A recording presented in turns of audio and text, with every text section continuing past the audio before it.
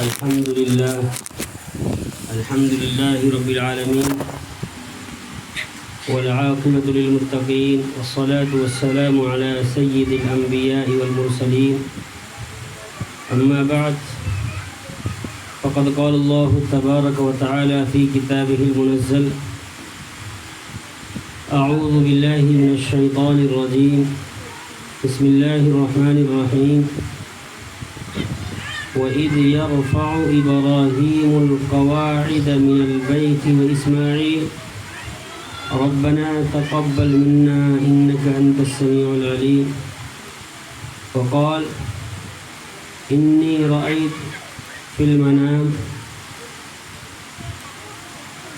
قال يا أبت افعل ما تؤمر ستجدني إن شاء الله من الصابرين فلما أسلم وتله للجبين وناديناه أن يا إبراهيم وقال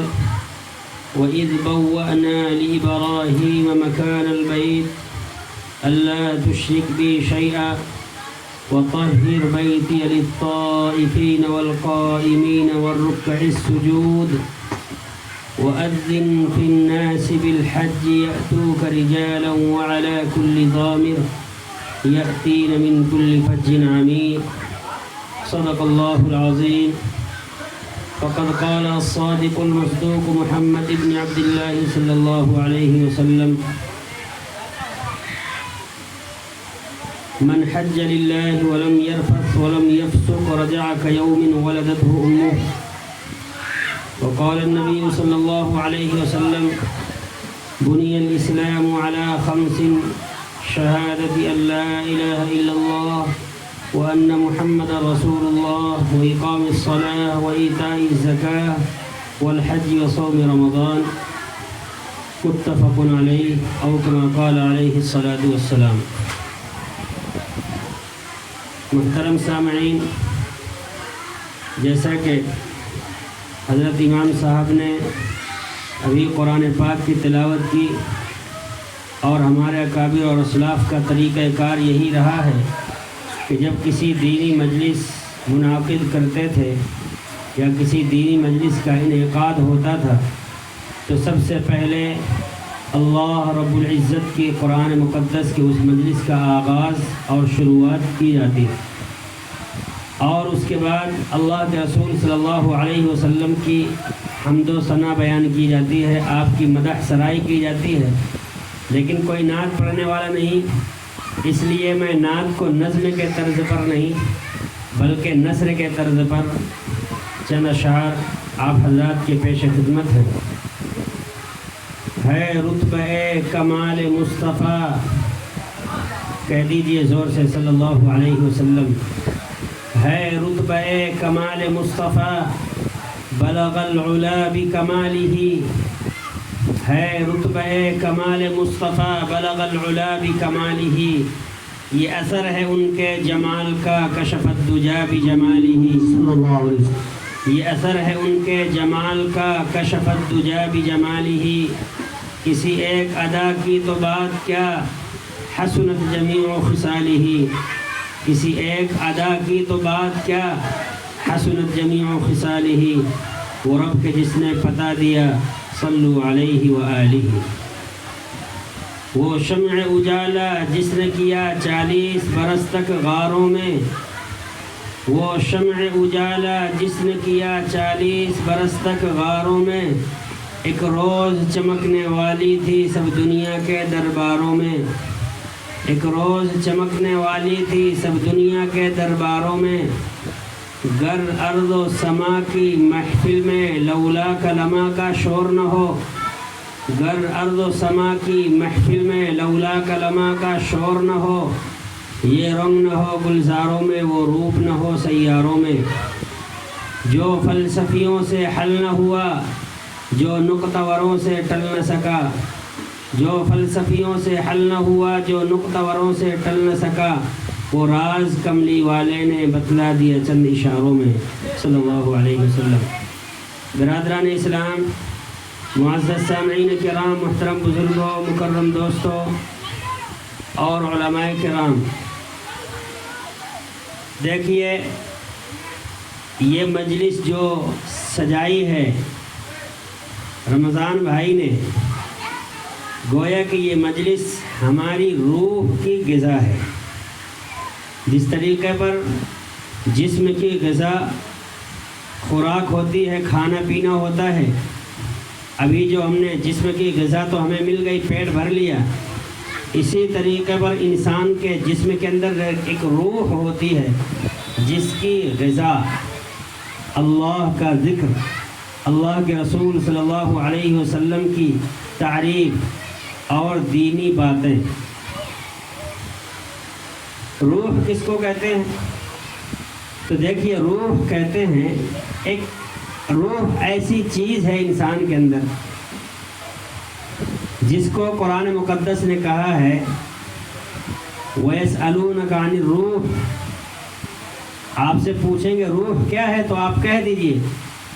امر ربی، یہ اللہ کی جانب سے ایک امر ہے۔ تو انسان زندہ ہے، لیکن اگر اس کے جسم کے اندر سے روح نکال دیا جائے تو وہ جسم دیکھنے میں تو اسی طریقے پر ہے لیکن مردہ ہو جاتا ہے۔ اب روح آپ اس طریقے پر سمجھیے جیسے کہ کوئی شخص ایک خواب دیکھتا ہے، اس خواب کو اس کا جسم پڑا ہوا ہے اس کے گھر کے بستر پر، جس کمرے میں وہ لیٹا ہوا ہے اس کمرے میں اس کا جسم موجود ہے، لیکن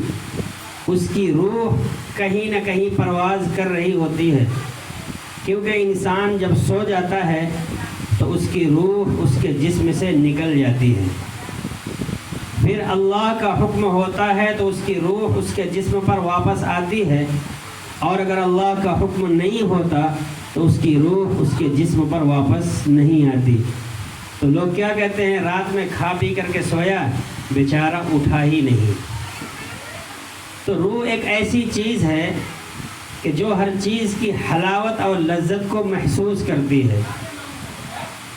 تو اسی طریقے پر جب انسان کے جسم کے اندر روح ہے تو اس کی غذا ہے یہ دین کی باتیں، یہ دین کی باتیں اس روح کی غذا ہے۔ ایک مثال اور بہت آسان طریقے سے یہ سمجھیے، جیسا کہ مان لو حاجی صاحب کبھی گئے بھوپال یا ساگر اور بہت مزیدار کھانا کھایا، پھر کچھ سالوں کے بعد پھر اس ہوٹل پر گئے، اس سے کہتے ہیں بھائی جو آپ نے 10 سال پہلے کھلایا تھا نا وہی اسی طریقے کا کھانا مجھے کھلاؤ۔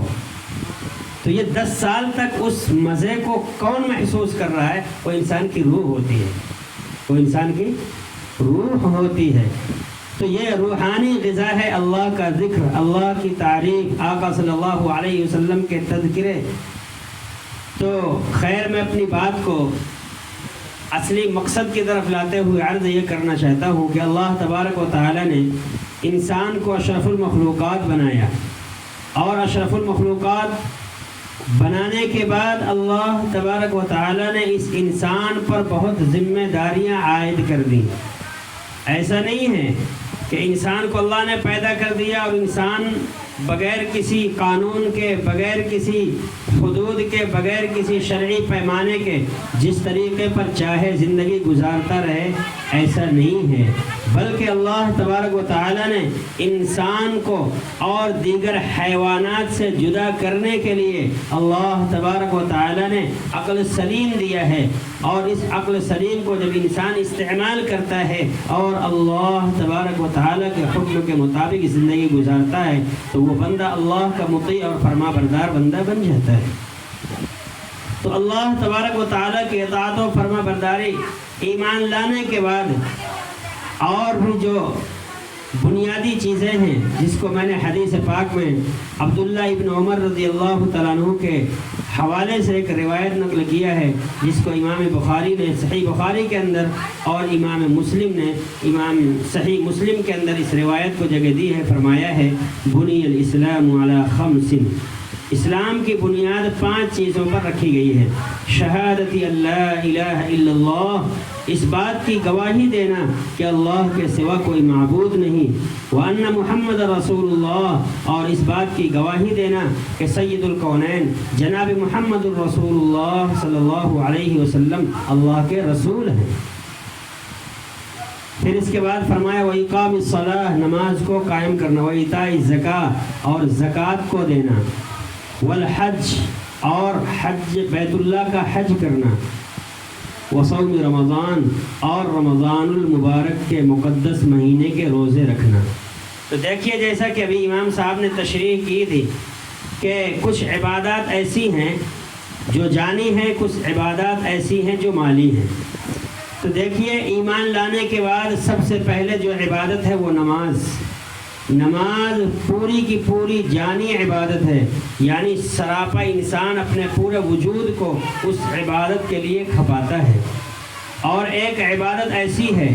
جو مالی ہے، اور ایک ایسی ہے جو جانی اور مالی دونوں ہے۔ تو جانی عبادت نماز ہے، مالی عبادت زکوٰۃ ہے، اور جانی اور مالی عبادت حج ہے۔ حدیث پاک میں آتا ہے کہ حج کا ثواب، حج مقبول کا ثواب سوائے جنت کے کچھ بھی نہیں۔ تو جو آدمی حج کر لیتا ہے، اور حج کرنے کے درمیان میں جو اللہ تبارک و تعالیٰ نے پابندیاں عائد کی ہیں، جو چیزیں اس کو لازم قرار دیا ہے، وہ انسان جب اس طریقے سے حج کرتا ہے جیسے اس کے شرائط ہیں، آداب کی رعایت کے ساتھ، اور تمام اس کی چیزیں، ارکان، سنن، مستحبات، اس ساری چیزوں کی رعایت کے ساتھ ادا کرتا ہے، تو اس طریقے پر اپنے گناہوں سے پاک صاف ہو جاتا ہے کہ اللہ کے رسول صلی اللہ علیہ وسلم نے ارشاد فرمایا کہ رجع کیوم ولدت روم، وہ حج سے اس طریقے پر واپس آتا ہے اپنے وطن پر کہ جیسا کہ آج ہی اپنے ماں کے پیٹ سے پیدا ہوا ہو۔ جس طریقے پر نوزائیدہ بچہ جو ماں کے آج ہی پیدا ہوا، اس کے ذمے کوئی گناہ نہیں ہوتا، کسی طریقے کا اس پر کوئی الزام عائد نہیں ہوتا، اسی طریقے پر جب حاجی حج کرتا ہے تو اللہ تبارک و تعالیٰ اس کے گناہوں کو اسی طریقے پر بالکل پاک و صاف کر دیتا ہے جیسا کہ نو مولود بچہ۔ میرے محترم بزرگ اور دوستو، حج کب کیا جاتا ہے اور حج کے متعلق قرآن اور حدیث میں کیا شواہد موجود ہیں؟ دیکھیے قرآن پاک کے 10ویں پارے کی 11ویں صفحے کی ایک آیت ہے، ان عدت الشہور عند اللہ 12 شہرا فی کتاب اللہ یوم خلق السماوات والارض منها 4 حرم ذلك الدین القیم فلا تظلموا فیہن کافہ الى آخر الآیہ، فلا تظلموا فیہن انفسکم کافہ الى آخر الآیہ، کہ اللہ تبارک و تعالی نے حج کے متعین مہینے رکھے ہیں۔ ان عدت الشہور، اللہ کے نزدیک مہینوں کی تعداد 12 ہے، اور یہ 12 آج سے نہیں ہے، یا اللہ کے رسول صلی اللہ علیہ وسلم کے زمانے سے نہیں ہے، اللہ تبارک و تعالیٰ نے خود قرآن مقدس میں اس کی وضاحت فرما دی۔ یوم خلق السماوات والارض، جس دن اللہ تبارک و تعالیٰ نے اس کائنات کے اندر آسمان و زمین کی تخلیق کی، اسی دن سے اللہ تبارک و تعالیٰ نے مہینوں کی تعداد 12 رکھی ہے، جن میں سے 4 مہینے بہت زیادہ محترم ہیں۔ ان 4 مہینوں میں سے 3 مہینے تو یہ لگاتار ہیں جس مہینے میں ہم اور آپ آج کے دن زندگی گزار رہے ہیں، اور پھر اس کے بعد 6 دن کے بعد ایک ماہ محترم آنے والا ہے جس کو ذی الحجہ کہا جاتا ہے، جس مہینے کی 10 تاریخ کو بقرعید مناتے ہیں، اور پھر اس کے بعد اس مہینے کے اختتام کے بعد ایک تیسرا مہینہ شروع ہوتا ہے جس کو محرم الحرام کہتے ہیں، اور ایک حرمت والا مہینہ ہے رجب کا، یعنی اسلامی تاریخ کے اعتبار سے اور اسلامی مہینوں کی ترتیب کے اعتبار سے 7واں مہینہ ہے جس کو کہتے ہیں رجب۔ یہ 4 مہینے بڑے حرمت والے مہینے ہیں۔ ان مہینوں کے اندر اللہ تبارک و تعالیٰ نے خاص طور پر یہ جو ماہ مبارک چل رہے ہیں، ان کو اللہ تبارک و تعالیٰ نے فرمایا ہے قرآن مقدس کے 2 پارے کے 11ویں صفحے کی آخری آیت میں، الحج اشہر معلومات، کہ حج کے لیے متعین مہینے ہیں۔ علماء نے اور مفسرین نے تفسیر کی ہے کہ اس سے مراد یہی مہینہ ہے جو ابھی چل رہا ہے، اور اس کے بعد آنے والا مہینہ ہے، اور اس کے پہلے جو گزر چکا شوال ہے۔ چونکہ پہلے پیدل کا سفر ہوتا تھا، حج لوگ پیدل کرنے جاتے تھے یا سواریوں سے جاتے تھے، یہ پلین وغیرہ اس وقت نہیں تھے،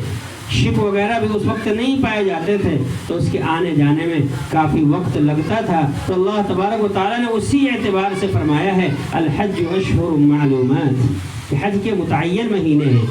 فمن فرض فیہن الحج، جن پر اللہ تبارک و تعالیٰ نے حج فرض کر دیا اور وہ حج کی ادائیگی کے لیے کعبۃ اللہ پہنچ گئے، فلا رفث ولا فسوق ولا جدال فی الحج، اس نے کوئی رفث نہیں کیا، یعنی کوئی ایسا کام نہیں کیا جو حالت احرام میں نہ کرنا چاہیے، اور ان کاموں سے بچا جو حالت احترام میں نہ کرنا چاہیے، تو اللہ تبارک و تعالیٰ اس کے حج کو قبول کرتا ہے۔ فلا رفث ولا فسوق ولا جدال فی الحج، نہ حج میں کسی سے لڑائی جھگڑا کیا تو اللہ تبارک و تعالیٰ اس کے حج کو قبول کرتا ہے، اور حج مبرور کا ثواب الا الجنہ، جنت کے سوا کچھ بھی نہیں۔ تو گویا کہ اللہ تبارک و تعالیٰ حاجی کو جنت میں جانے کا سرٹیفکیٹ عطا کر دیتا ہے، جنت میں جانے کا ایک پروانہ دے دیتا ہے، بشرط کہ حاجی حج کرنے کے بعد اللہ کے نواہی سے اپنے آپ کو بچا لے، اور اوامر پر یعنی اللہ کے حکموں پر اپنے آپ کو چلا لے، اور اللہ تبارک و تعالیٰ نے جن کاموں سے روکا ہے ان کاموں سے رک جائے۔ تو میرے محترم بزرگ اور دوستو، تھوڑی سی پہلے حج سے پہلے میں آپ کو اس دیار تک لے چلتا ہوں جس دیار کی دیدار کے لیے ہر آدمی بڑا بے چین رہتا ہے، اور جس کے در و دیوار کو دیکھنے کے بعد آدمی دنیا کی ساری چیزوں کو بھول جاتا ہے۔ کسی شاعر نے کہا ہے کعبے پر پڑی جب پہلی نظر کیا چیز ہے دنیا بھول گیا۔ تو جب کعبے پر نگاہ پڑتی ہے انسان سارے حواس کھو دیتا ہے، ساری چیز اس انسان اللہ کے گھر کا دیدار کرنے کے بعد دنیا و ما فیہ سے بالکل ماورا ہو جاتا ہے اور دنیا کی ساری چیزوں کو بھول جاتا ہے۔ حدیث پاک میں آتا ہے کہ جو بندہ حج کرنے جائے اور جب کعبے پر پہلی نگاہ پڑے اس وقت جو دعا کرتا ہے اللہ تبارک و تعالیٰ اس کی دعا کو ضرور قبول کرتا ہے۔ اس لیے جب کوئی حج کرنے جائے تو اس کو دعا یوں کرنی چاہیے، اس کی سب سے پہلی دعا قبول ہوتی ہے تو یہ کرنا چاہیے کہ اے اللہ میں جو بھی دعا مانگوں میری ہر دعا قبول ہو۔ تو اگر یہ دعا قبول ہو گئی کہ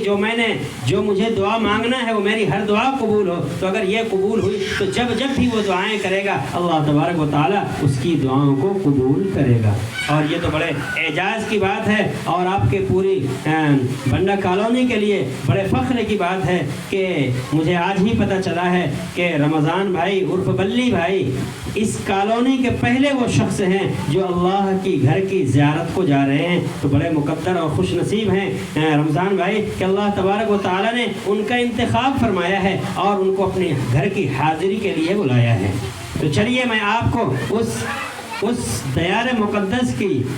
تاریخ پر تھوڑی سی روشنی ڈالتا ہوں، پھر اس کے بعد اپنے مقصد اصلی کی طرف رجوع کروں گا۔ دیکھیے میں نے قرآن مقدس کی ایک آیت پڑھی ہے وَإِذْ يَرْفَعُ إِبْرَاهِيمُ الْقَوَاعِدَ مِنَ الْبَيْتِ وَإِسْمَاعِيلُ رَبَّنَا تَقَبَّلْ مِنَّا إِنَّكَ أَنْتَ السَّمِيعُ الْعَلِيمُ۔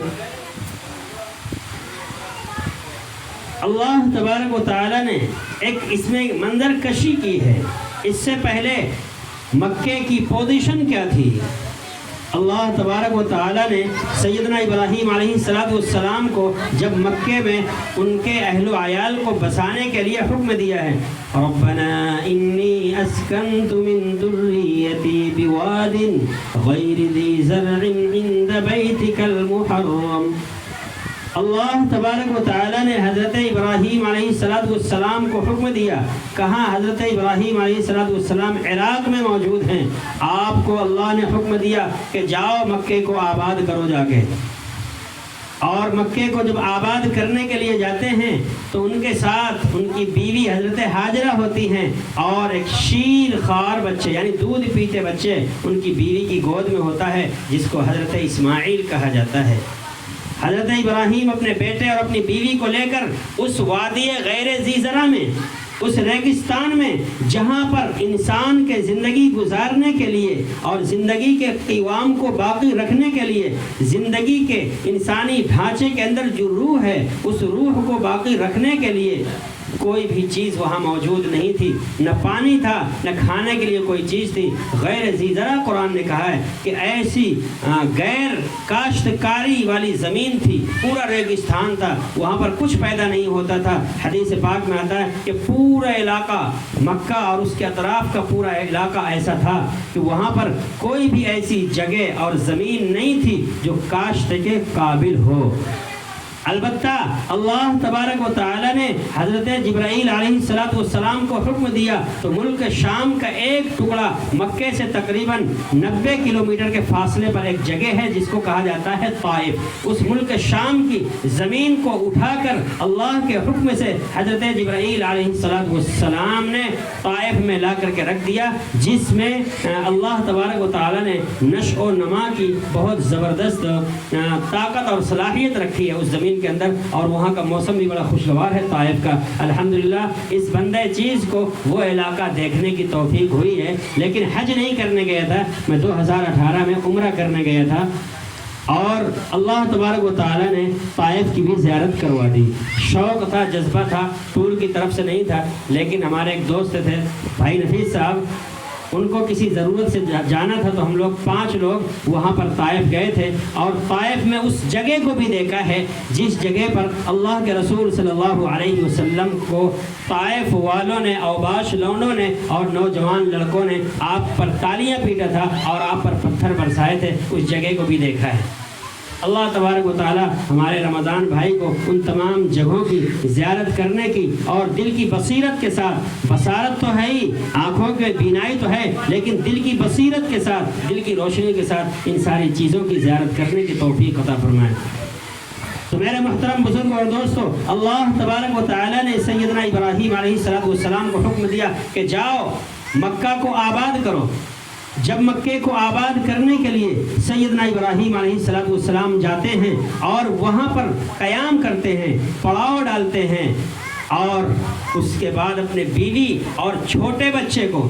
کون سا چھوٹا بچہ؟ جو اللہ تبارک و تعالی نے حضرت ابراہیم علیہ السلام کو 92 سال میں عطا کیا تھا۔ 92 سال جب آپ کی عمر تھی جب حضرت اسماعیل علیہ السلام پیدا ہوئے تھے۔ حضرت اسماعیل علیہ السلام 92 سال کی عمر میں پیدا ہوئے، بڑھاپے کا سہارا تھے۔ ایسے ہونہار بچے کو اور ایسی خدمت گزار بیوی کو اللہ تبارک و تعالی نے حضرت ابراہیم کو حکم دیا کہ جاؤ غیر آباد زمین میں ان کو چھوڑ دو۔ چنانچہ جاتے ہیں، جانے کے بعد ان کو وہاں پر ٹھہرا دیتے ہیں، اور اللہ نے یہ حکم دیا تھا خبردار اپنی بیوی اور بچوں سے کوئی بات بھی نہیں کرنا۔ حضرت ابراہیم نے ان کو اتارا اور فوراً مڑ کر کے جانے لگے۔ حضرت ہاجرہ جو ان کی بیوی ہیں ان کا دامن پکڑ لیا اور کہا الی این سیدی، اے میرے سردار، اے میرے سر کے تاج، آپ کہاں جا رہے ہو ہمیں اس ریگستان میں چھوڑ کر، ایسے جنگلات، ایسے غیر ذی زرع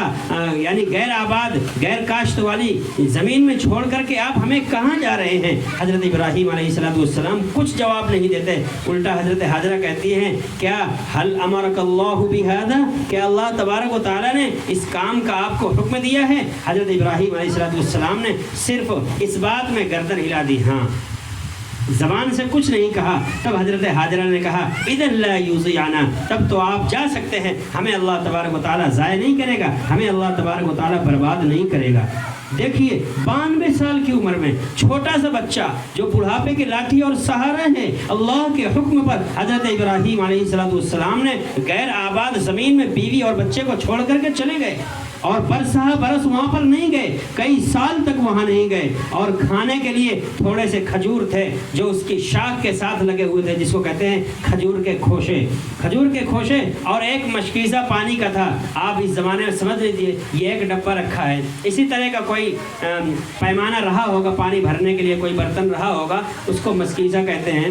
تو اس ایک مشکیزہ پانی اور تھوڑے سے کھجور کے کھوشے دے کر کے چلے گئے، اور کئی سال کے لیے چلے گئے۔ اللہ تبارک و تعالی نے جب ان کی یہ خوراک ختم ہو گئی اور حضرت اسماعیل علیہ السلام کو پیاس کی شدت محسوس ہوئی، مولانا ابو الحسن علی ندوی رحمۃ اللہ علیہ نے ایک ادب کی کتاب لکھی ہے جس کو کہتے ہیں قصص النبیین، جس کتابوں میں 5 جلدوں میں ہے، وہ 5 حصوں میں ہے، اس میں پہلی جلد میں ہے وہ آتش اسماعیل مرتن، سیدنا اسماعیل علیہ السلام کی پیاس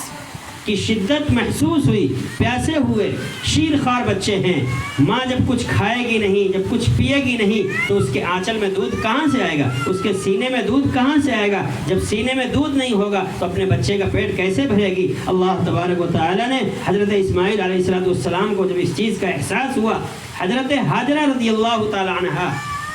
بچے کے لیے، چونکہ ماں کی ممتا بچے پر قربان ہو جاتی ہے، چاہے اس کو جتنی تکلیف ہو، ماں ساری تکلیف کو گوارا کرنا پسند کر لیتی ہے، لیکن بچے کے لیے کوئی تکلیف نہ آئے، کسی تکلیف کا مطلب شائبہ بھی اس کو، کسی تکلیف کا کوئی اس کو جز اور حصہ بھی نہ پہنچے، ماں ساری تکلیفیں برداشت کر لیتی ہے۔ بیٹے کی بے چینی کو دیکھ کر اور ان کی اس پیاس کی شدت کو محسوس کر کے حضرت ہاجرہ پانی کی تلاش میں جاتی ہیں، اور جانے کے بعد قریب میں حضرت اسماعیل اس جگہ پر بیٹھے ہیں جہاں پر آج زمزم کا کنواں ہے، زمزم کا کنواں ہے، وہاں پر بیٹھے تھے ریگستان میں، کعبہ نہیں تھا، کعبہ کی بنیادیں طوفان نوح کے اندر مسمار ہو چکی تھی، خالی جو اس کی بنیاد جو زمین میں کھود کر کے گڑھا کر کے پھر اس کی بنیاد بھرتے ہیں نا، نیو بھرتے ہیں جس کو نیو بولتے ہیں، وہ بنیادیں باقی تھیں، لیکن ریت کے ذرات سے وہ بھی پر چکی تھی۔ حضرت اسماعیل اس جگہ پر بیٹھے ہوئے ہیں جہاں سے اللہ تبارک و تعالیٰ کو زمزم کے چشمے کو جاری کرنا تھا، پانی کی پیاس کی شدت محسوس ہو رہی تھی۔ حضرت ہاجرہ رضی اللہ تعالیٰ عنہ نے بیٹے کے لیے پانی کو تلاش کرنے کے لیے صفا کا چکر لگاتی ہیں، صفا سے مروہ جاتی ہیں، مروہ سے صفا آتی ہیں، صفا سے مروہ جاتی ہیں۔ اس طریقے پر سیدہ ہاجرہ رضی اللہ تعالیٰ عنہ نے اپنے بیٹے کے لیے پانی کو تلاش کرنے کے لیے 7 چکر لگاتی ہیں۔ اللہ تبارک و تعالیٰ کو حضرت ہاجرہ کی یہ ادا اتنی پسند آئی کہ جو بھی قیامت کی صبح تک خانہ کعبہ کا دیدار کرنے کے لیے جائے گا، ان تمام پر صفا اور مروہ کی سعی کرنا ضروری ہے۔ اور ایک بات اور ہے اس میں کہ صفا اور مروہ کے درمیان کچھ حصہ جو تھا، مروہ اور صفا کا تقریباً وقفہ تھوڑا کم زیادہ، یہاں سے جیسا آپ مسجد مان لیجئے، کیوں حاجی صاحب اتنا ہی ہو گیا، اس سے کچھ زیادہ ہو گیا کچھ کم ہوگا، زیادہ وقفہ نہیں ہے، لیکن اس دونوں کے صفا اور مروہ کے درمیان میں کچھ علاقہ اس زمانے میں نشیبی تھا، خالی، یعنی ایک اونچا حصہ ہوتا ہے وہ خالی تھا۔ تو جب اس جگہ میں حضرت ہاجرہ پہنچتی تھی تو حضرت اسماعیل ان کی نگاہوں سے گم ہو جاتے تھے، تو حضرت ہاجرہ دوڑتی تھی۔ ذرا سمجھیے تاریخ کو، حضرت ہاجرہ پانی کو تلاش کرنے کے لیے صفا اور مروہ کا چکر لگا رہی تھی، لیکن جب اس نشیبی علاقے میں پہنچتی تھی، اس حصے میں پہنچتی تھی تو بچہ نگاہوں سے اوجھل ہو جاتا تھا، یعنی جب وہ نیچے تھوڑا سا ان کا قد نیچے ہونے کی وجہ سے ڈاؤن ہو جاتا تھا تو بچہ نگاہوں میں دکھتا نہیں تھا، تو وہاں پر دوڑ لگاتی تھی۔ اس طرح کر کے ہر چکر میں حضرت ہاجرہ رضی اللہ تعالیٰ عنہ نے اپنے بیٹے کے لیے پانی کو تلاش کرنے کے لیے صفا مروہ کے درمیان سعی کرنے کے درمیان میں اس حصے میں تھوڑا سا دوڑی بھی ہیں۔ اللہ تبارک و تعالیٰ نے ان کی دوڑنے کی اس ادا کو اتنا پسند کیا کہ جب حاجی حج کرنے جاتا ہے اور صفا اور مروہ کے درمیان سعی کرتا ہے تو اس جگہ میں عرب حکومت نے سبز راڈیں لگا دیا ہے، یہ ٹیوب لائٹ ہوتی ہے نا، ہری بتیاں لگا دیا اتنے پورے حصے میں۔ تو اب تو چونکہ وہ حصہ پورا برابر ہے اور پورا مطلب ایسی زدہ ہے، ایسی لگی ہوئی ہے، پاؤں بہت چیلڈ ہو جاتے ہیں، اس میں بہت ٹھنڈ ہو جاتے ہیں، تو اس جگہ میں ہری بتیاں لگی ہوئی ہیں۔ تو ان ہری بتیوں کو دیکھ کر کے ہر حاجی جب سعی کرتا ہے صفا اور مروہ کے درمیان تو اس جگہ میں دوڑتا ہے۔ یہ حضرت ہاجرہ کی سنت ہے جو اللہ تبارک و تعالیٰ نے رہتی دنیا تک ہر حاجی کو حکم دیا ہے کہ وہ صفا اور مروہ کے درمیان سعی کرنے میں یہاں پر دوڑ لگائے، جس کی جتنی طاقت ہو اس حساب سے۔ اور اس جگہ جہاں سے زمزم کا چشمہ جاری ہونا تھا، اب حضرت ہاجرہ پانی کو تلاش کر رہی ہیں۔ آپ کو ایک اور پوائنٹ بتلا دوں کہ کبھی آپ جب مئی یا جون کے مہینے میں کسی 4 پہیہ گاڑی میں یا بائک میں سفر کر رہے ہوں یا پیدل جا رہے ہوں تو روڈ میں دور سے ایسا محسوس ہوتا ہے کہ پانی بھرا ہوا ہے روڈ میں، کبھی غور کیا ہے؟ ایسا لگتا ہے دور سے کہ وہاں پر پانی بھرا ہوا ہے، لیکن جب آپ اس جگہ پہنچتے ہیں تو وہ پانی نہیں ہوتا، پھر آگے ایسا ہی محسوس ہونے لگتا ہے۔ اسی طریقے پر حضرت حاجرہ رضی اللہ تعالی عنہا کو محسوس ہو رہا تھا کہ وہاں پر پانی بھرا ہے، جب وہاں جاتی اور ادھر سے ادھر کو دیکھتی تو یہاں پر پانی بھرا ہوا محسوس ہوتا تھا۔ تو اس طریقے پر 7 چکر لگایا۔ اللہ تبارک و تعالیٰ قرآن مقدس کے دوسرے پارے کے 3 صفحے کی دوسری آیت میں ارشاد فرماتا ہے، ان الصفا والمروة من شعائر اللہ فمن حج البيت أو اعتمر فلا جناح عليه أن يطوف بهما ومن تطوع خيرا فإن الله شاكر عليم۔ صفا اور مروہ کو شعائر اسلام میں سے بنا دیا، اور اس جگہ حضرت اسماعیل علیہ السلام پیاس کی شدت کی وجہ سے چھوٹا بچہ پیر اٹھا کر کے مارتا ہے، اسی طریقے پر اپنی ایڑی حضرت اسماعیل رگڑ رہے تھے، اللہ تبارک و تعالیٰ نے ان کی ایڑی کے جگہ سے پانی کا چشمہ جاری کر دیا۔ حضرت حاجرہ جب آئیں کہ پریشان ہو گئی پانی کو تلاش کر کے اور مایوس ہو کر کے واپس آئیں، جب بیٹے کے پاس آئیں تو معلوم پڑا کہ یہاں سے تو پانی ابل رہا ہے۔ تو اس پانی کو ٹھہرانے کے لیے انہوں نے اس پانی کو ریت سے تھوڑا سا دائرہ ٹائپ بنا دیا، جیسے کسی پیڑ وغیرہ میں پانی بھرنے کے لیے کیا کرتے ہیں، کیاری ٹائپ بنا دیتے ہیں نا، تو اسی طریقے پر منڈیر بنا دیا اور کہا زم زم زم زم، رک جا رک جا۔ تو اللہ تبارک و تعالیٰ نے اس کا نام ہی زمزم رکھ دیا۔ اور اس پانی کی اتنی زبردست خصوصیت ہے کہ اللہ کے رسول صلی اللہ علیہ وسلم نے ارشاد فرمایا کہ جو بندہ اس پانی کو پیتے وقت جو بھی جائز دعا کرے گا اللہ تبارک و تعالیٰ اس دعا کو قبول کرے گا۔ اور اس پانی کو پینے کے لیے کھڑے ہو کر پینے کا حکم دیا گیا ہے، اور ننگے سر پینے کے لیے کہا گیا ہے کہ ننگے سر کھڑے ہو کر کے قبلہ رخ ہو کر کے زمزم کو پیو۔ اللہ تبارک و تعالیٰ نے اس پانی کے اندر ایسی زبردست خاصیت رکھی ہے کہ اگر آپ بھوکے ہیں اور یہ پانی پی لیں گے تو آپ کی پیاس بھی بجھے گی اور بھوک بھی مٹے گی۔ اور اگر کسی کا کھانا ہضم نہیں ہو رہا، زیادہ کھا لیا ہے اور وہ اس نیت سے پیتا ہے کہ میرا کھانا ہضم ہو جائے، تو وہ پانی پیے گا تو اللہ تبارک و تعالیٰ اس کے اس کھائے ہوئے کھانا کو جس سے بد ہضمی محسوس ہو رہی تھی وہ بد ہضمی سے بدل جائے گی۔ تو کہنے کا مطلب یہ اللہ تبارک و تعالیٰ نے بہت سی خصوصیات اس پانی کے اندر رکھی ہیں۔ تو میں آپ سے درخواست کروں گا کہ آپ جب جائیں وہاں تو زیادہ سے زیادہ سیراب ہو کر کے پیٹ بھر کر کے اس پانی کو پینے کی کوشش کریں، اور مطلب بہت زیادہ وہاں پر پانی بڑی فراوانی سے ملتا ہے، دقت نہیں ہوتی ہے، بلکہ جہاں پر جائیں گے ہر جگہ باقاعدہ کین رکھے رہتے ہیں اور ڈسپوزل گلاس بھی رکھے رہتے ہیں، لاکھوں کی تعداد میں۔ 10 منٹ میں دیکھو گلاس غائب، دوسرے نئے آ جاتے ہیں، بہت زبردست انتظام ہے وہاں کا۔ تو اللہ تبارک و تعالیٰ نے حضرت اسماعیل کے پیروں ایڑی کے جگہ سے پانی کے چشمے کو جاری کیا جس کو زمزم کہا جاتا ہے۔ جب وہاں پر پانی ابلنے لگا اور حضرت حاجرہ اور حضرت اسماعیل وہاں پر آباد تھے تو اس پانی کو دیکھ کر ایک قبیلہ گزر رہا تھا جس کو قبیلہ بنو جرہم کہا جاتا ہے۔ ذرا بات توجہ سے سنیں، قبیلہ بنو جرہم کہا جاتا ہے۔ اس قبیلہ بنو جرہم نے جب آگے سے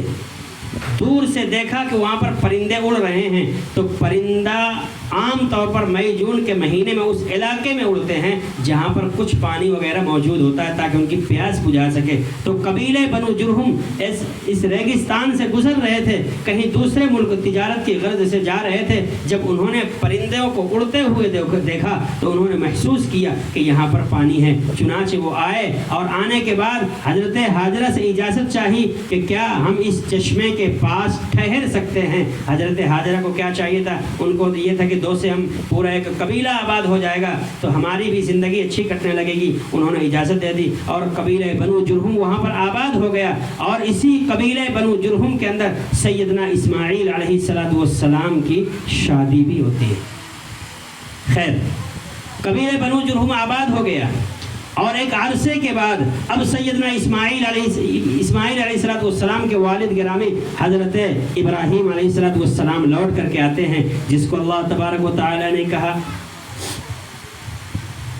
وَإِذْ قَالَ إِبْرَاهِيمُ رَبِّ اجْعَلْ هَٰذَا الْبَلَدَ آمِنًا وَاجْنُبْنِي وَبَنِيَّ أَن نَّعْبُدَ الْأَصْنَامَ۔ ایک جگہ فرمایا وَإِذْ قَالَ إِبْرَاهِيمُ رَبِّ اجْعَلْ هَٰذَا بَلَدًا آمِنًا وَارْزُقْ أَهْلَهُ مِنَ الثَّمَرَاتِ۔ ایک جگہ فرمایا وَإِذْ بَوَّأْنَا لِإِبْرَاهِيمَ مَكَانَ الْبَيْتِ۔ اصل آیت یہ ہے وَإِذْ بَوَّأْنَا لِإِبْرَاهِيمَ مَكَانَ الْبَيْتِ أَلَّا تُشْرِكْ بِي شَيْئًا وَطَهِّرْ بَيْتِيَ لِلطَّائِفِينَ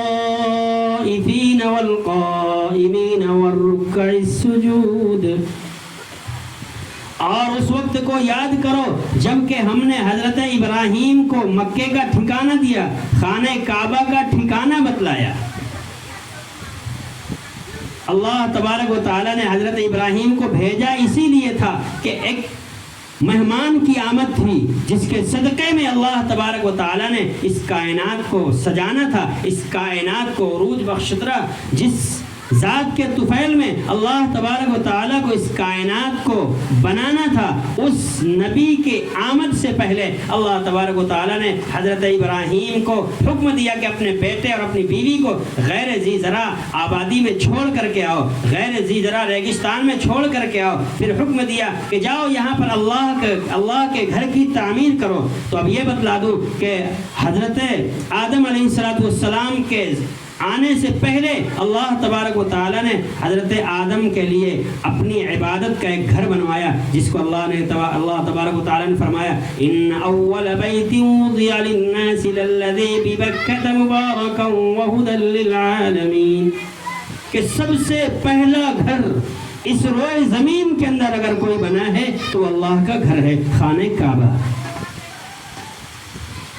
اور یہ خانہ کعبہ دنیا کے بیچ سینٹر پر ہے۔ اگر آپ اس کی پیمائش کرو گے، اس کو اگر ناپنا چاہو چاروں جانب سے، تو خانہ کعبے سے چاروں سمت میں جب ناپو گے تو خانہ کعبہ بیچ سینٹر میں نظر آئے گا۔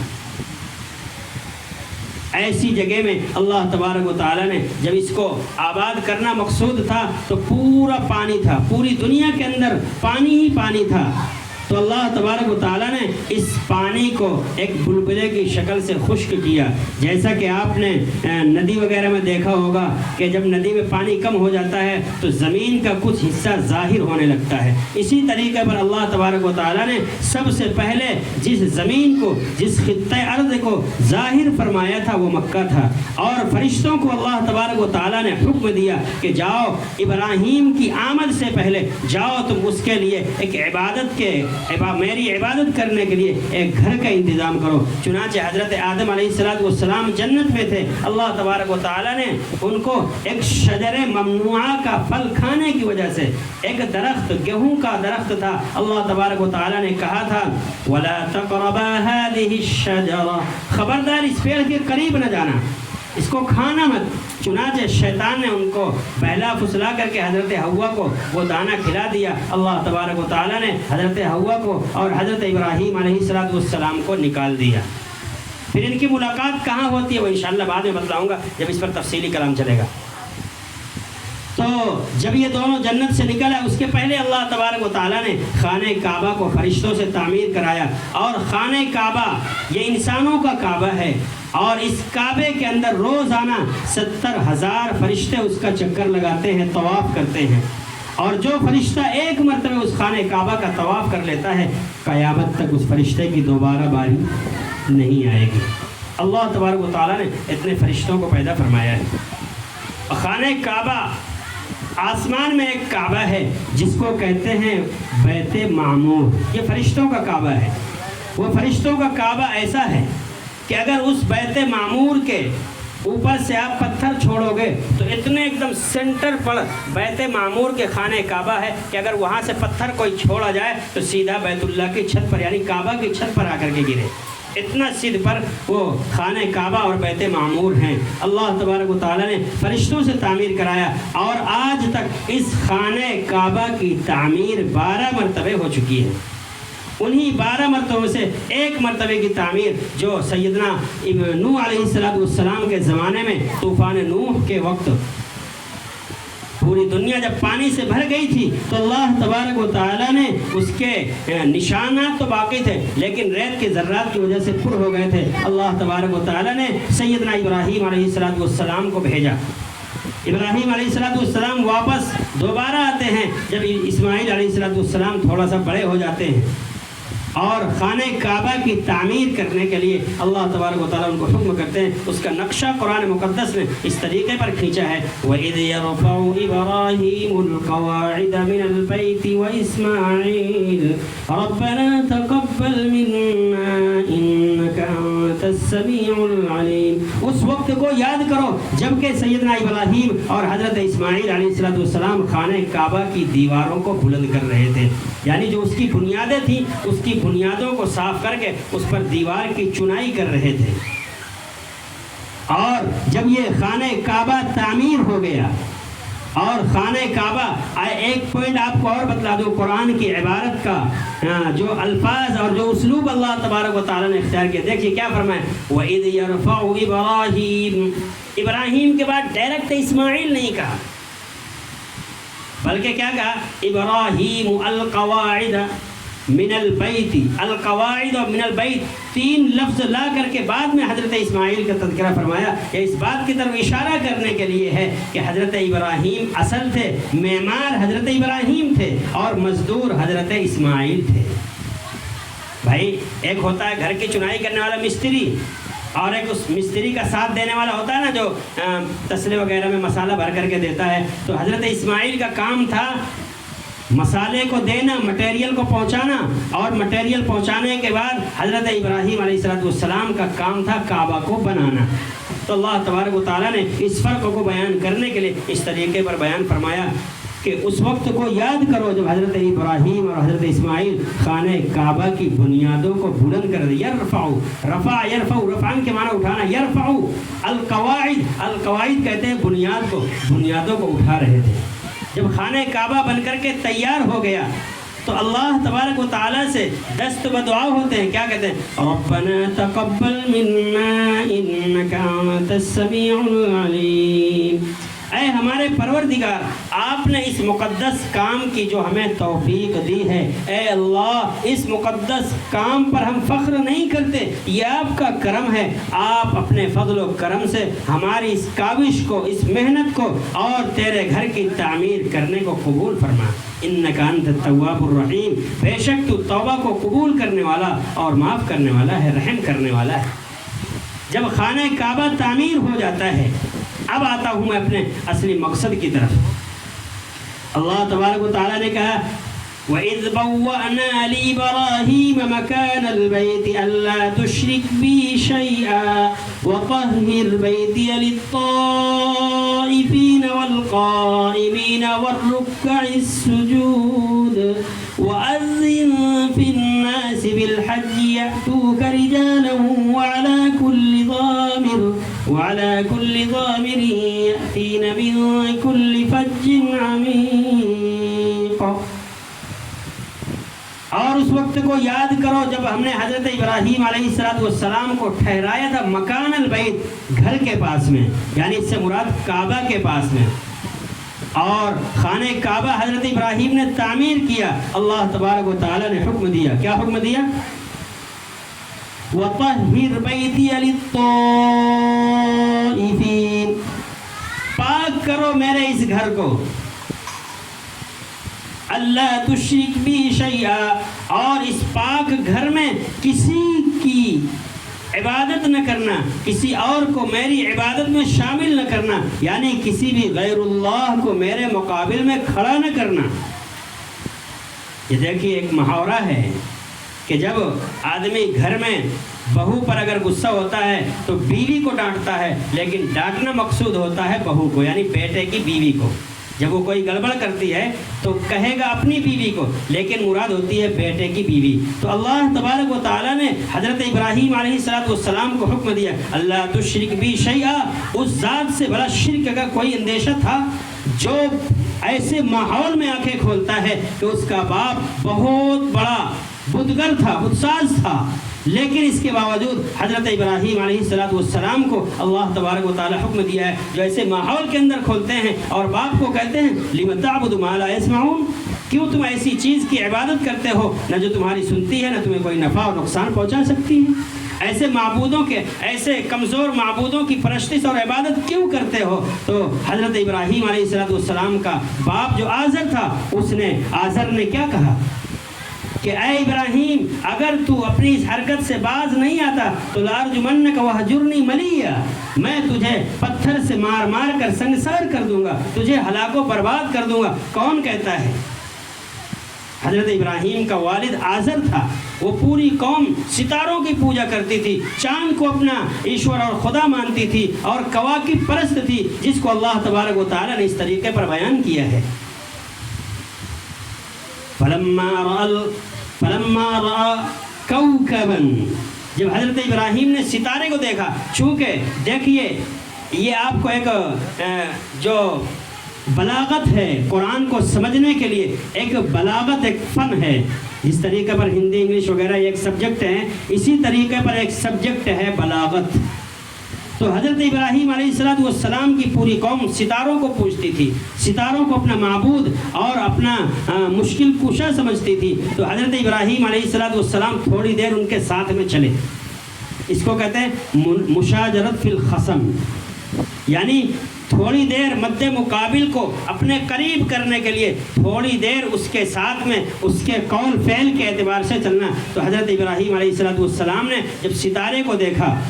تو کیا کہا؟ ہذا ربی، یہ میرا رب ہے، چونکہ وہ قوم ستاروں کو پوجتی تھی نا۔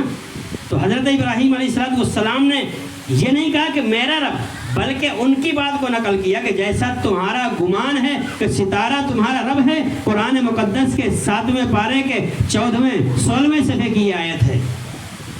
تو کیا کہا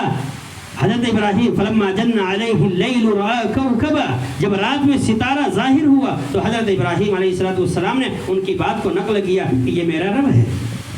فلما افل قال لا احب الافلین، حضرت ابراہیم علیہ السلام نے دیکھا کہ جب یہ ستارہ ڈوب گیا تو کہا فلما افل قال، جب وہ ڈوب گیا تو کہا کہ لا احب الافلین، یہ خدا ہو نہیں سکتا جو اپنے وجود کو باقی نہ رکھ سکے تو دوسرے کو کیا فائدہ پہنچائے گا۔ پھر اس کے بعد جب فلما رأى القمر بازغا قال هذا ربی، جب چاند کو دیکھا، چاند ستارے کے مقابلے میں بڑا ہے یہاں کے دیکھنے کے اعتبار سے، لیکن سائنس کیا کہتی ہے وہ اس پر نہیں جا رہا، لیکن ہم لوگ دیکھتے ہیں تو ستارہ چھوٹا سا دکھتا ہے، چاند بڑا دکھتا ہے، سورج اور بڑا دکھتا ہے۔ تو حضرت ابراہیم علیہ السلام مشاجرت فی الخصم کے طور پر تھوڑی دیر ان کے خیال سے بات کرتے ہوئے کہا فلما رأى القمر بازغا، جب چاند کو نکلا ہوا، سورج کو نکلتے ہوئے چاند کو دیکھا تو فرمایا ہذا ربی، یہ میرا رب ہے۔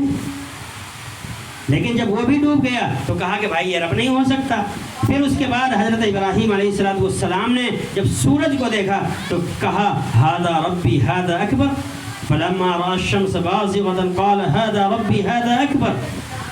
یہی خدا ہو سکتا ہے کیونکہ یہ سب سے بڑا ہے۔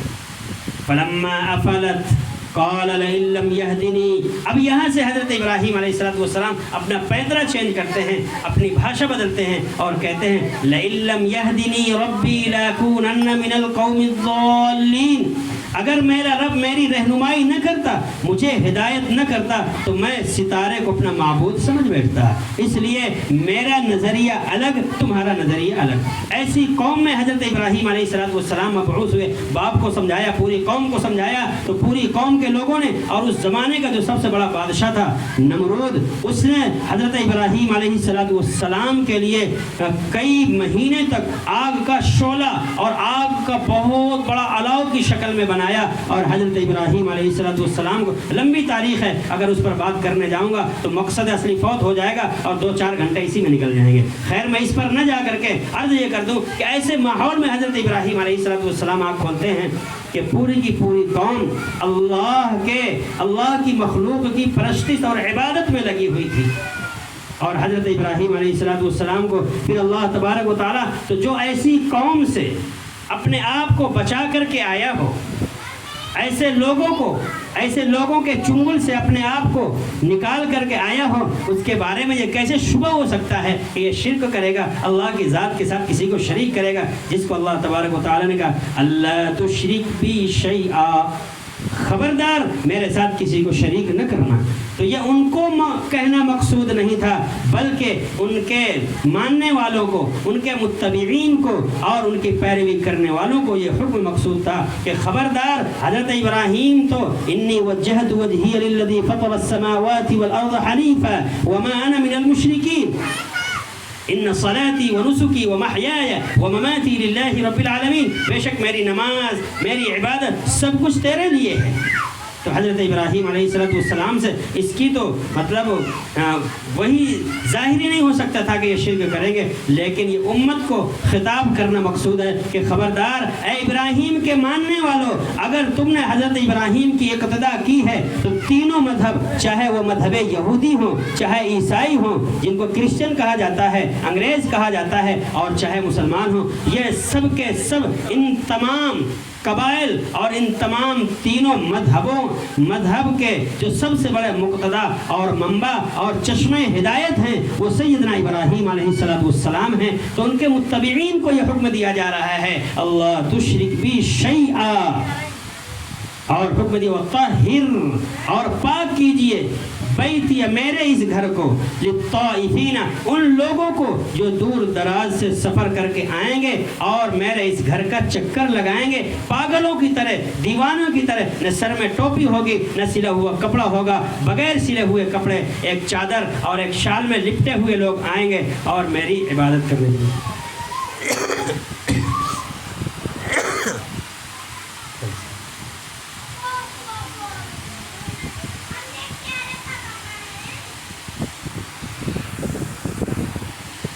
تو حضرت ابراہیم علیہ السلام تینوں مذاہب کے سرچشمہ ہیں، اور خانہ کعبہ جب بن کر کے تعمیر ہو گئے، اللہ سے دعا کی، اللہ نے حکم دیا کہ میرے اس گھر کو پاک کرو، کس کے لیے؟ طواف کرنے والوں کے لیے، والقائمین،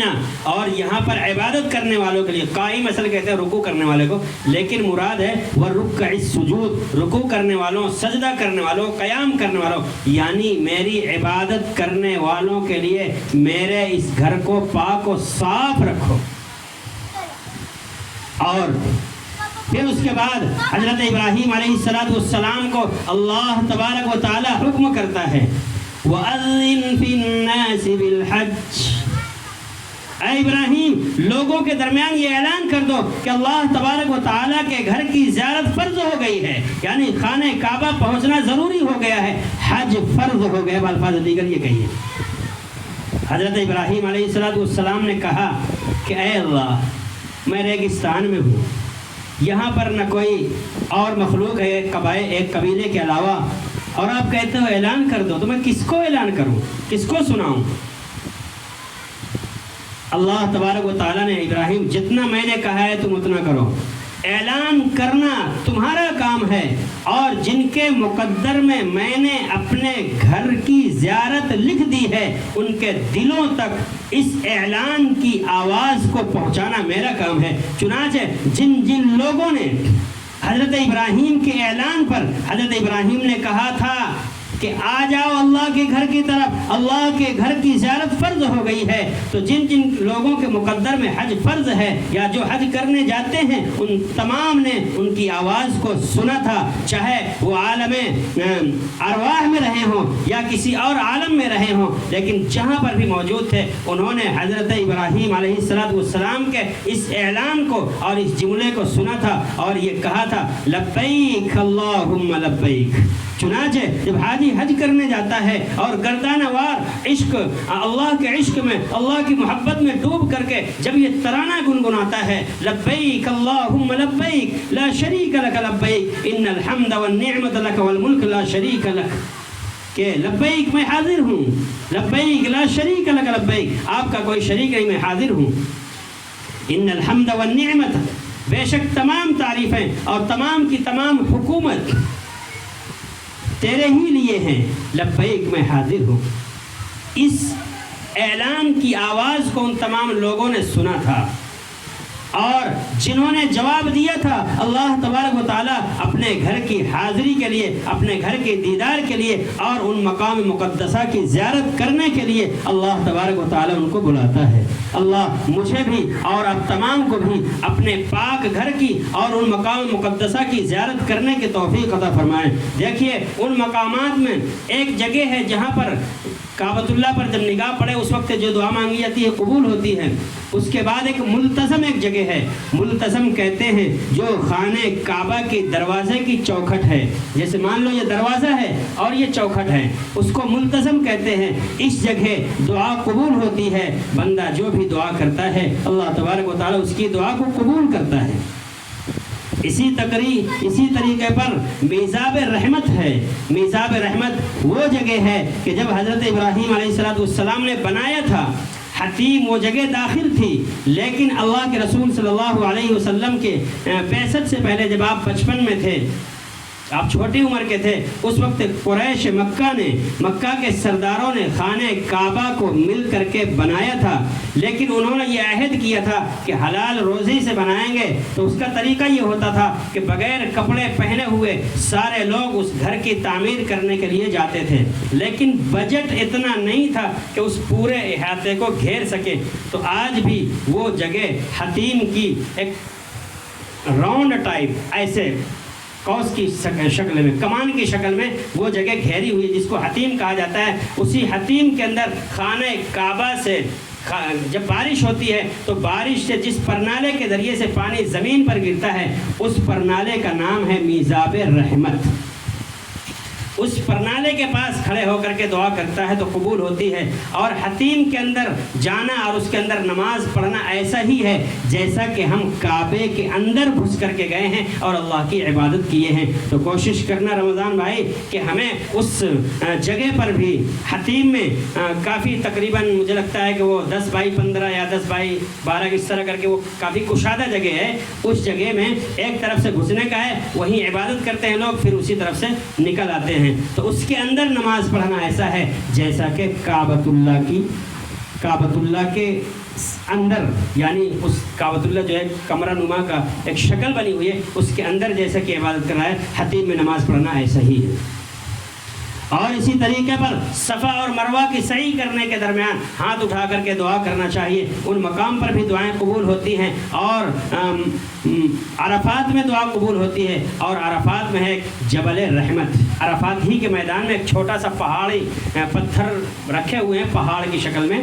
تو اس پہاڑی کے پاس میں جس کو جبل رحمت کہا جاتا ہے، اس پہاڑی کے پاس جا کر کے دعا کرنا۔ مقام عرفات میں جب ٹھہرا جاتا ہے تو عام طور پر وہ دن کے کسی بھی وقت میں، یعنی سورج طلوع ہونے کے بعد سے غروب آفتاب تک کسی بھی وقت آپ وہاں پر ٹھہریں گے تو وہ حج کا سب سے بڑا رکن ہے عرفات کا قیام، عرفات میں ٹھہرنا۔ اسی عرفات میں مسجد نمرہ ہے، جب تمام حاجی اس مقام عرفات میں جمع ہوتے ہیں تو عازمین حج کو، یعنی حج کرنے والوں کو، پھر امام کعبہ خطبہ دیتے ہیں اور احکامات اس خطبے میں بتلاتے ہیں۔ تو ان تمام مقامات کی مزدلفہ کی زیارت ہوئے گی۔ مزدلفہ میں آپ کو عشاء اور مغرب کی نماز ساتھ میں پڑھنا ہے اور مینا جانا ہے۔ اور اسی طریقے پر ایام تشریق کے دنوں میں، یعنی جس دن یہاں پر تکبیریں کہی جاتی ہیں، اللہ اکبر لا الہ الا اللہ اللہ اکبر وللہ الحمد 10 تاریخ کے بعد سے، تو اس دن رمی جمار یعنی شیطان کو کنکر مارنا پڑتا ہے۔ اب آئیے اس کی اصلیت کیا ہے، تو میں نے قرآن مقدس کے 23ویں پارے کے 8ویں صفحے کی ایک آیت تلاوت کیا تھا۔ حضرت ابراہیم علیہ السلام نے خواب دیکھا، انی رأیت فی المنام انی اذبحک فانظر ماذا تری قال یا ابت افعل ما تؤمر ستجدنی ان شاء اللہ من الصابرین۔ حضرت ابراہیم علیہ السلام نے بقرعید کے مہینے کی 8ویں تاریخ کو ایک خواب دیکھا، رات میں کیا دیکھا ہے کہ انی رأیت فی المنام انی اذبحک فانظر ماذا تری۔ 8ویں تاریخ کو رات میں خواب دیکھتے ہیں کہ میں اپنے بیٹے کو ذبح کر رہا ہوں۔ 8 کو دیکھا تو سوچ میں پڑ گئے کہ آیا یہ خواب اللہ کی جانب سے ہے یا کہیں شیطان تو نہیں کوئی وسوسہ ڈال رہا۔ تو سوچ و بچار کرنے لگے، اسی لیے اس رات کا نام ہے یوم الترویہ، سوچ و بچار کی رات۔ پھر 9ویں تاریخ کو، یعنی 9 تاریخ کی رات کو، رات پہلے آتی ہے دن بعد میں آتا ہے، 9 تاریخ کو حضرت ابراہیم علیہ السلام نے پھر خواب دیکھا کہ میں اپنے بیٹے کو ذبح کر رہا ہوں۔ تو اب اس 9 تاریخ کو کہا جاتا ہے عرفے کی رات۔ حضرت ابراہیم علیہ السلام سمجھ گئے، عرفہ یعنی معرفتاً و عرفاناً کے معنی آتے ہیں پہچاننا۔ تو حضرت ابراہیم علیہ السلام سمجھ گئے کہ یہ خواب اللہ کی جانب سے، پہچان گئے۔ پھر تیسری یعنی 10ویں ذی الحجہ کو پھر خواب دیکھا رات کے اندر، تو حضرت ابراہیم علیہ السلام کو یقین ہو گیا کہ اللہ تبارک و تعالیٰ میرے بیٹے کی قربانی چاہتا ہے، اور بے شمار امتحان سے گزرنا پڑا ہے سیدنا ابراہیم علیہ السلام کو۔ کبھی بادشاہ نمرود آپ کے خلاف ہو کر کے آپ کو آگ میں ڈلواتا ہے، کبھی آپ کا باپ مار دینے کی اور جان سے ختم کر دینے کی دھمکی دیتا ہے اور کہتا ہے لارجمنک وہجرنی ملیہ، کبھی آپ کا باپ اور آپ کے قوم کے لوگ اور آپ کے رشتہ دار اعزاء اقربا سب کے مخالفت کرتے ہیں حضرت ابراہیم علیہ السلام کے۔ ان امتحان سے گزرنے کے بعد سب سے بڑا اور کٹھن امتحان جو اللہ تبارک و تعالیٰ نے سیدنا ابراہیم علیہ السلام سے لیا ہے، تو اس 10ویں تاریخ کا خواب دیکھنے کے بعد حضرت اسماعیل علیہ السلام سے حضرت اسماعیل ابراہیم نے کہا کہ اے بیٹے، یا بنیا، اے میرے لخت جگر، اے میرے نور نظر، اے میرے جگر کے ٹکڑے، میں نے خواب دیکھا ہے، انی رأى فی المنام، میں چاہتا ہوں کہ اس خواب کو عملی جامہ پہنانے کے لیے تمہارا مشورہ چاہتا ہوں، تمہاری رائے کیا ہے، تمہارا خیال کیا ہے؟ تو بیٹا کہتا ہے یا ابی افعل ما تؤمر انی اذبحک فانظر ماذا تری، قال یا ابت افعل ما تؤمر، اے میرے ابا جان، جس کام کو اللہ تبارک و تعالیٰ نے آپ کو حکم دیا ہے اس حکم کو آپ بجا لائیے، ستجدنی انشاءاللہ من الصابرین، انشاءاللہ آپ مجھے صبر کرنے والا پائیں گے، میں کبھی کسی سے شکایت نہیں کروں گا، اپنی ماں سے آپ کے اس خواب کو بیان نہیں کروں گا، اللہ سے شکوہ اور گلہ نہیں کروں گا، آپ خواب کو عملی جامہ پہنانے کے لیے تیار ہو جائیے، آپ کا بیٹا اپنی گردن کو اللہ کی راہ میں کٹوانے کے لیے تیار ہے۔ حضرت اسماعیل کی عمر کیا تھی؟ اس عمر کی تعین نہیں کی، قرآن نے ایک لفظ استعمال کیا ہے فَلَمَّا بَلَغَ مَعَهُ السَّعْيَ، حضرت ابراہیم علیہ السلام جب دوڑنے کی عمر کو پہنچ گئے تھے، 6-7 سال میں بچہ دوڑنے لگتا ہے کہ نہیں دوڑنے لگتا اچھا خاصا، تو اس بعد مفسرین نے کہا کہ 7 سال کی، بعد نے کہا کہ 14 سال کی، بعد نے 10 سال، بعد نے 8 سال وغیرہ وغیرہ، لیکن 14 سال سے لے کر 6 سال تک یہ بچہ ہی ہوتا ہے، ابھی جوان تھوڑی ہوتا ہے۔ تو حضرت اسماعیل علیہ السلام جب دوڑنے کی اور بھاگنے کودنے کی عمر کو پہنچ گئے تو حضرت ابراہیم نے خواب دیکھا اور بیٹے سے بیان کیا، تو بیٹے نے کہا اے میرے ابا جان آپ کر ڈالیے۔ چنانچہ اللہ تبارک و تعالیٰ کے اس حکم کو جو خواب کی شکل میں حضرت ابراہیم علیہ السلام کو دکھلایا گیا تھا، عملی جامہ پہنانے کے لیے اور اپنے بیٹے کو اللہ کی راہ میں قربان کرنے کے لیے تیار ہو گئے، تو حضرت ہاجرہ یعنی اپنی بیوی سے کہا حضرت ابراہیم نے کہ اسماعیل کو تیار کر دو، مجھے اس کو گھمانے لے جانا ہے۔ ڈائریکٹ حضرت اسماعیل نے ابراہیم نے اپنی بیوی سے یہ نہیں کہا تھا کہ اس کو شہید کرنے کے لیے، اس کو قربان کرنے کے لیے جانا، ماں کی ممتا ہے، ہو سکتا ہے ماں کی ممتا برداشت نہ کر پائے، نہلایا دھلایا، اچھے کپڑے پہنایا، اچھے کپڑے پہنانے کے بعد حضرت اسماعیل علیہ السلام کو لے کر حضرت ابراہیم علیہ السلام منی کی طرف چلے، جہاں پر حاجی لوگ قربانی کرتے ہیں اس جگہ کا نام ہے منی۔ اسی جگہ پر حضرت اسماعیل علیہ السلام کو حضرت ابراہیم نے چھری سے ذبح کیا، لیکن چھری نے کام نہیں کیا تھا۔ تو حضرت ابراہیم علیہ السلام لے کر کے چلے تو شیطان حضرت ہاجرہ کے پاس آتا ہے اور کہتا ہے کہ اسماعیل کہاں گیا، دکھتا نہیں ہے، تو بولے کہ اسماعیل اپنے ابا کے ساتھ گھومنے گیا ہے۔ تو شیطان نے کہا کہ تم سمجھ نہیں رہے ہو، ابراہیم کہہ رہا ہے میں تو اسماعیل کو قربان کرنے کے لیے جا رہا ہوں۔ تو بولے بھلا تو بتا کہ کوئی باپ اپنے بیٹے کو قربان کرتا ہے؟ تو شیطان نے کہا کہ ابراہیم نے کہا ہے کہ میرا رب مجھے یہ حکم دیتا ہے۔ بولے اگر اس کے رب نے یہ حکم دیا ہے تو ایک اسماعیل کیا، اگر اس طریقے کے اسماعیل میرے پاس 1000 ہوتے تو 1000 اسماعیل کی جان کا نذرانہ میں اللہ کی بارگاہ میں پیش کر دیتی، یہ تو میرا ایک ہی اسماعیل ہے، اگر 1000 اسماعیل ہوتے تو 1000 اسماعیل کو قربان کرا دیتی۔ جب دال یہاں سے نہیں گلی تو شیطان حضرت ابراہیم علیہ السلام کا راستہ روکنے کے لیے جاتا ہے، اور جانے کے بعد حضرت ابراہیم کو ایک جگہ روکتا ہے۔ حضرت ابراہیم نے اس کو اٹھا کر کے پتھر مارا، کنکر مارا، شیطان بھگ کے آگے جا کر کے پھر روکتا ہے، پھر حضرت ابراہیم علیہ السلام نے پھر کنکر مارا، آگے جا کر کے پھر روکتا ہے، پھر حضرت ابراہیم علیہ السلام نے کنکر مارا۔ گویا کہ 3 جگہ شیطان نے بھرپور روکنے کی کوشش کی ہے، کیونکہ ایسا کارنامہ انجام دینے جا رہے تھے سیدنا ابراہیم علیہ السلام کہ آسمان بھی حیران و ششدر تھا کہ ایسا نمونہ آج تک کسی اللہ کے عاشق نے، اللہ کے ماننے والے نے، اللہ کے بندے نے آج تک کوئی ایسا نمونہ، ایسی قربانی پیش نہیں کی۔ ابراہیم کو کیا ہو گیا کہ اتنا زیادہ مطیع اور فرما بردار ہے کہ اپنے بیٹے کے قربان کرنے کے لیے اللہ کے حکم پر جا رہا ہے۔ آسمان ساکت تھا، زمین حیران تھی، ایسا منظر نہ آسمان نے کبھی دیکھا تھا، نہ زمین نے دیکھا تھا، نہ کسی درخت، کسی پہاڑ نے دیکھا تھا، نہ اور دنیا کی کسی چیزوں نے دیکھا تھا کہ جو اپنے بیٹے کو کوئی قربان کرنے کے لیے اللہ کے حکم پر جا رہا ہو۔ تو ابراہیم علیہ السلام جب مذبح پر پہنچ گئے، مذبح کہتے ہیں قربانی کی جگہ، جہاں پر حضرت اسماعیل علیہ السلام کو قربان کرنا تھا، اس جگہ پر پہنچ گئے تو بیٹے نے کہا کہ ابا ایک کام کریے، آپ اپنی آنکھوں پر پٹی باندھ لیجیے اور مجھے جب ذبح کرنے کے لیے لیٹائیں تو مجھے الٹا لیٹائیں، میرا منہ زمین کی طرف ہو، تاکہ آپ پٹی باندھیں گے تو آپ کی آنکھوں کے سامنے میرا معصوم چہرہ نہیں آئے گا، لیکن اگر کہیں پٹی اوپر نیچے کھسک جائے اور آنکھیں تھوڑا سا آپ کی ظاہر ہو جائیں تو میرا چہرہ الٹا رہے گا تو آپ میرے چہرے کو دیکھ نہیں پائیں گے۔ یہ دیکھیے، ایسا چھوٹا سا بچہ اللہ کے حکم پر قربان کرنے کے لیے اپنے باپ کو سمجھا رہا ہے اور کہہ رہا ہے کہ ابا جان آنکھوں پر پٹی باندھیے۔ یہ کس نے سکھائے تھے اسلام کو آداب فرزندی؟ حضرت اسماعیل کو اس طریقے کے آداب اور اس طریقے کے جملے کس نے سکھائے تھے؟ یہ اللہ کی راہ پر قربان ہونے کے لیے اپنے ابو کو مشورہ دے رہے ہیں کہ ابو آنکھوں پر پٹی باندھ لیجیے اور مجھے الٹا لٹائیے اور تیزی سے ذبح کریے۔ اللہ تبارک و تعالیٰ کے حکم سے اللہ نے کہا یا سکین اسکت،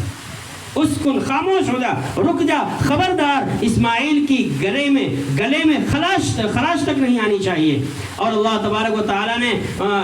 جبرائیل علیہ السلام کو بکا بشن ایک مینڈا لے کر کے بھیجا اور حضرت اسماعیل علیہ السلام کو ہٹا کر کے حضرت جبرائیل نے اس مینڈے کو ان کے سامنے رکھ دیا۔ حضرت ابراہیم طاقت سے چھری چلا رہے تھے، چھری کو حکم تھا اللہ کا کہ خبردار اے چھری چلنا نہیں، اور جب مینڈا ان کی جگہ پر رکھا گیا تو فوراً چھری چل گئی۔ اب ابراہیم علیہ السلام کو سکون ہوا کہ میں نے اپنے بیٹے کو ذبح کر دیا، لیکن جب اٹھے اور اٹھ کر کے اپنی آنکھوں سے پٹی ہٹایا تو دیکھا کہ اسماعیل کھڑے مسکرا رہا ہے۔ حضرت ابراہیم علیہ السلام بہت پریشان، کہیں ایسا تو نہیں کہ اللہ تبارک و تعالیٰ نے میری اس قربانی کو پسند نہ کیا ہو۔ اللہ تبارک و تعالیٰ نے ان کے اس جو تھوڑا سا ان کی دل کے اندر یہ کیفیت اور یہ پوزیشن پیدا ہوئی تھی کہ کہیں اللہ تبارک و تعالیٰ نے میری قربانی کو قبول، ایسا تو نہیں کہ قبول نہ کیا ہو۔ اللہ تبارک و تعالیٰ نے کہا فَلَمَّا أَسْلَمَا وَتَلَّهُ لِلْجَبِينِ وَنَادَيْنَاهُ أَن يَا إِبْرَاهِيمُ قَدْ صَدَّقْتَ الرُّؤْيَا إِنَّا كَذَلِكَ نَجْزِي الْمُحْسِنِينَ۔ اس وقت کو یاد کرو جب حضرت اسماعیل اور حضرت ابراہیم دونوں نے مل کر کے اللہ کے حکم پر اپنے آپ کو سر تسلیم خم کر دیا تھا، اللہ کے حکم کے آگے اپنے آپ کو سرنڈر کر دیا تھا، اپنے آپ کو قربان کر دیا تھا۔ وَتَلَّهُ لِلْجَبِينِ، اور حضرت ابراہیم علیہ السلام نے حضرت اسماعیل کو پیشانی کے بل لٹا دیا تھا۔ وَنَادَيْنَا، ہم نے حکم دیا، ہم نے آواز لگائی، ہم نے صدا لگائی، ہم نے زور سے چلا کر کے کہا یا ابراہیم قد صدقت الرؤیا، اے ابراہیم تم نے خواب کو سچ کر دکھایا۔ اِنَّا كَذَلِكَ نَجْزِي الْمُحْسِنِينَ، ہم احسان کرنے والوں کو ایسا ہی صلہ اور بدلہ دیتے ہیں۔ تو میرے محترم بزرگ اور دوستو، اللہ تبارک و تعالیٰ نے آج ہمارے رمضان بھائی کو اپنے گھر کی زیارت کے لیے بلایا ہے۔ اللہ تبارک و تعالیٰ ان کے سفر کو قبول فرمائے، ان کی آمد کو قبول فرمائے، اور ان کی اہلیہ محترمہ بھی ساتھ میں جا رہی ہیں۔ اللہ تبارک و تعالیٰ دونوں کو ہمت اور طاقت دے، اور جو بھی حاجی اس سال اللہ کے گھر کی زیارت کے لیے جائے، دنیا کے کسی بھی کونے سے جائیں، اللہ تبارک و تعالیٰ سب کے جسموں کے اندر وہ طاقت اور قوت عطا کر دے کہ سب لوگ اللہ کے فریضے کو ادا کرنے کے لیے چاق و چوبند ہو جائیں، مضبوط اور پھرتیلے اور چست ہو جائیں، اور ان تمام احکامات کو بجا لانے کے ان کے اندر طاقت اور صلاحیت پیدا ہو جائے، اور اللہ تبارک و تعالیٰ تمام کے اس سفر حج کو قبول فرمائے، اور ان کی آمد سے ہمیں بھی اللہ تبارک و تعالیٰ ان کے وہاں پر جانے کے بعد ان کی دعاؤں کے صدقے میں، اور جو اللہ کے گھر کا حج کرنے جاتے ہیں ان کے صدقے میں اللہ تبارک و تعالیٰ اس پورے مجمع کو، اور اس پورے مجمع کے صدقے میں اللہ تبارک و تعالیٰ کائنات کے ہر شخص کو جو اللہ کا ماننے والا ہے اس کو اپنے گھر کی زیارت نصیب فرمائے۔ اب دیکھیے ایک چیز اور ہے، یہاں حاجی جب وہاں حج کرنے چلا جاتا ہے، لیکن یہاں پر جو مقام میں رہتے ہیں تو جو دو عمل ایسے ہیں جو حاجی وہاں پر کرتا ہے بندوں کو یہاں پر کرنے کے لیے کہا گیا ہے۔ ایک ہے تکبیر تشریق۔ اچھا، تکبیر تشریق کا تھوڑا سا پس منظر سمجھ لیجئے۔ تکبیر تشریق جو 9 ذی الحجہ کی فجر سے چالو ہوتی ہے، اللہ اکبر اللہ اکبر، آپ لوگ پڑھتے ہوں گے، اللہ اکبر لا الہ الا اللہ اللہ اکبر وللہ الحمد، یہ اس کو کہتے ہیں تکبیر تشریق۔ اس کا پس منظر یہ ہے کہ جب ابراہیم علیہ السلام اللہ کے حکم سے اپنے بیٹے کو قربان کر رہے تھے تو کہہ رہے تھے اللہ اکبر اللہ اکبر۔ ان کے اس ترانے کو دیکھ کر فرشتے حیران تھے، فرشتوں نے اس حیرانی میں کہا لا الہ الا اللہ اللہ اکبر۔ فرشتوں کی آواز کو سن کر کے حضرت اسماعیل علیہ السلام نے کہا اللہ اکبر وللہ الحمد۔ گویا کہ حیرت و استعجاب میں سب لوگوں نے اس کی شہادت دی، اور حضرت ابراہیم علیہ السلام نے قربان کر دیا۔ اللہ نے کہا وَفَدَيْنَاهُ بِذِبْحٍ عَظِيمٍ، ہم نے اسماعیل کی جگہ میں ایک بڑا فدیہ دمبے کی شکل میں دیا، قربانی۔ دمبے کی قربانی ہوئی تھی نا، حضرت اسماعیل ذبح نہیں ہوئے تھے۔ تو اب جو شخص وہاں پر حج کرنے جاتا ہے اس پر بھی قربانی ضروری ہے، تو ان کے ساتھ مشابہت کرنے کی وجہ سے یہاں پر جن کو اللہ تبارک و تعالیٰ نے صاحب مال بنایا ہے اس پر قربانی واجب ہے، اور ہر شخص پر، ہر عاقل بالغ مرد عورت پر جو فرض نماز پڑھنے کے بعد 23 نمازوں میں 9 تاریخ کی فجر سے، یعنی 9 10 11 12 4 دن یہ ہوئے، 4 دن میں 5 کے اعتبار سے 20 نمازیں ہوئیں، اور 13 تاریخ کی عصر تک، یعنی 13 کی فجر 1 ظہر 2 عصر 3، تو 20 3 23 نمازوں میں یہ کلمات کو ادا کرنے کے لیے حکم دیا گیا ہے۔ اس کو کہا جاتا ہے تکبیر تشریق، اللہ اکبر لا الہ الا اللہ اللہ اکبر وللہ الحمد، یہ کہا جاتا ہے۔ اور آپ نے یہ بھی سنا ہوگا علماء سے بیانات میں کہ بقرعید کا چاند نکل آنے کے بعد اس شخص کو جو قربانی کراتا ہے اس کو اپنے چہرے کے بال، سر کے بال، اپنے ناخن وغیرہ، مونچھ وغیرہ نہیں کاٹنا چاہیے۔ سنا ہے کہ نہیں سنا آپ لوگوں نے؟ یہ اس لیے کہا گیا مستحب ہے کہ جو اللہ کے گھر کی زیارت کرنے کے لیے عاشقانہ انداز میں اللہ کے سامنے تلبیہ پڑھتے ہوئے لبیک اللہم لبیک لا شریک لک لبیک ان الحمد والنعمت لک والملک لا شریک لک، یہ کلمات جو والہانہ اور عشقیہ انداز میں اللہ کے سامنے اور اللہ کو پکار کر کے اعلان کرتا ہے، تاکہ اس اعلان کرنے والوں کے ساتھ اپنے مقام پر رہنے والے کی مشابہت ہو جائے اس کے ساتھ۔